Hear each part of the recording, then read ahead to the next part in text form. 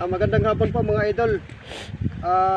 Ngayon po, may nag-request po sa akin na sasayawin ko daw yung Boom Tarat Tarat. Si Rosel Badiki, siya yung nag-request sa akin ito na total malapit na daw yung Pasko. Yun ang ipapasayaw niya sa akin. At saka shout out ako sa pinsan ko na nasa isla na si Evangeline Tenorio. Pinsan, shout out sa'yo. Kaya wala nang intro pa. Kaya mag-Christmas song na tayo mga idol. You want Brian.